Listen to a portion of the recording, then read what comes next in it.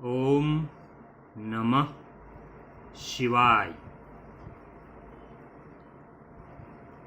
आज थोड़ा अनोखा विषय लेके मैं आपके सामने आया हूँ, क्योंकि ये कोई जादू मंत्र या तंत्र मंत्र या टोना टोटका नहीं है। महान सिद्ध गुरु, मेरे प्यारे गुरु जिस संप्रदाय के हैं, अवधूत बाबा शिवानंद जी, उसी संप्रदाय के महान गुरु जिसको साक्षात भगवान शिव का अवतार माना जाता है, ऐसे महान मेरे भोले गुरु की वजह से मुझे ये मार्ग दिखाई दिया। लेकिन ऐसा ज्ञान अगर सब में बांटे तो आप खुद, लेकिन अगर आपकी भावना गलत हुई तो इसका फल भी आपको भुगतना पड़ेगा। जो विधि इसके लिए होती है, वो विधि को तो आपको अपनाना ही पड़ेगा। जो भी आप करते हो उसके पीछे शुद्ध भावना होनी चाहिए। अगर वही नहीं होगी तो कृपया करके ये करना मत, नहीं तो आप बर्बाद हो जाओगे। क्योंकि गुरु गोरखनाथ साक्षात मेरे भोले बाबा के अंश है। अब मैं आपको बता देता हूँ कि ये जो साबर मंत्र है वो भगवान शिव ने किलित नहीं किए हैं। मतलब ये कोई तंत्र मंत्र या जादू टोना नहीं है। ये गुरु गोरखनाथ, भगवान पवन पुत्र हनुमान, भगवान गणपति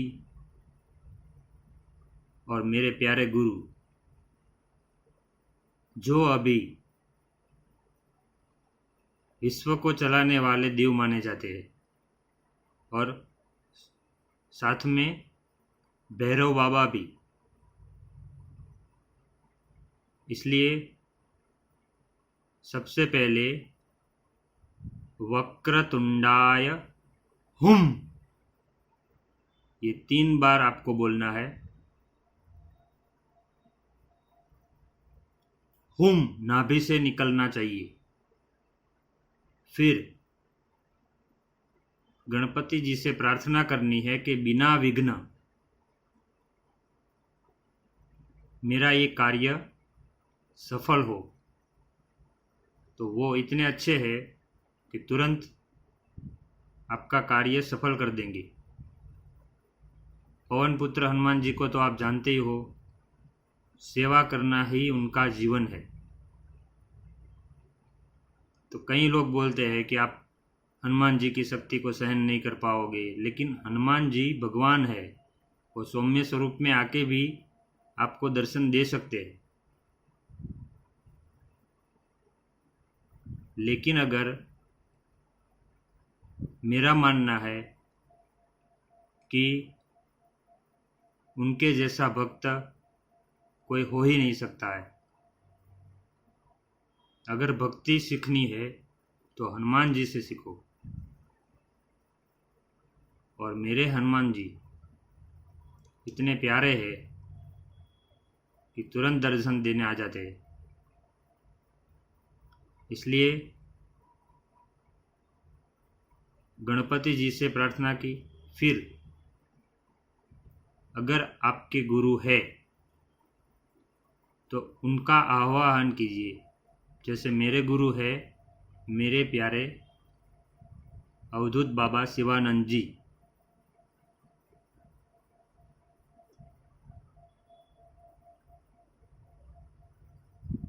तो मैं उन्हीं का नाम लेता हूँ।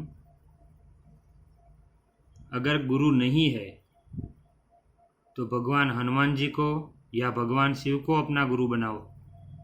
लेकिन शिव का नाम तो जरूर आना चाहिए, माँ भगवती का नाम भी आना चाहिए, क्योंकि सीताराम कहो, शिव पार्वती कहो, लक्ष्मी नारायण कहो कि ब्रह्मा सरस्वती कहो, सब एक है। इसलिए हनुमान जी की इस मंत्र को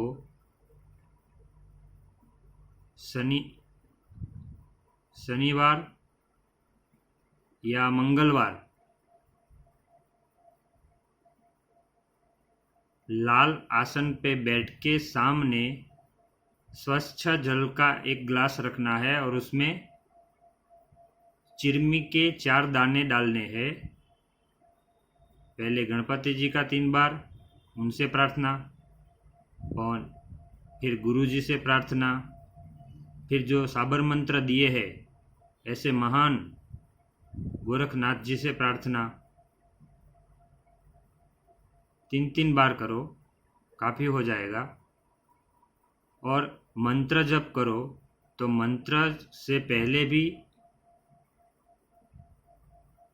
राम रामाय नमः, जय सीताराम बोलो, और मंत्र पूरा होने के बाद भी राम रामाय नमः, जय सीताराम बोलो, ताकि दिमाग पे गुस्सा ना आए। तो लाल आसन और लाल कपड़े पहन के ऐसी विधि बताई गई है, लेकिन मैं तो इस सब में मानता नहीं हूँ। मैं तो मानता हूँ कि भगवान को ऐसे कोई आडंबर की ज़रूरत नहीं है। बस आपका विश्वास, श्रद्धा और भक्ति होनी चाहिए।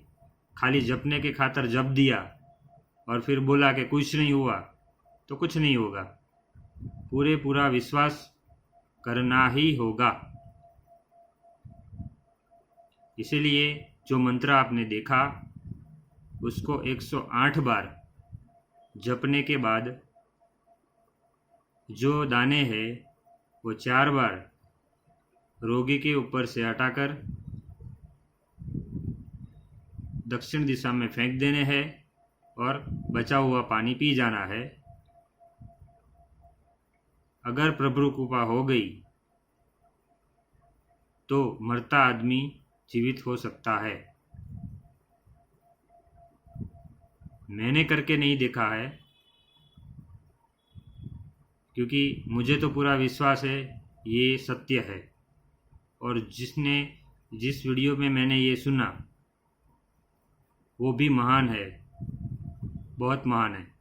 मैं उनको भी धन्यवाद करता हूँ।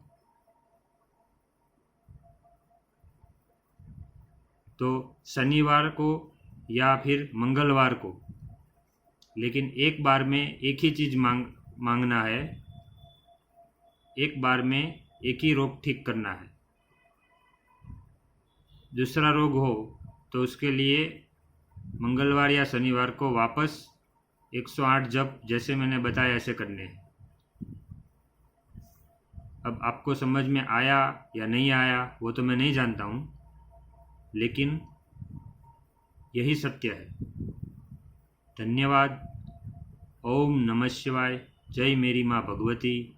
ये शरीर देने वाले मेरे भगवान माता पिता, मेरे प्यारे गुरु शिवानंद बाबा, भगवान दत्तात्रेय, चंद्रनाथ, गुरु गोरखनाथ, नवनाथ,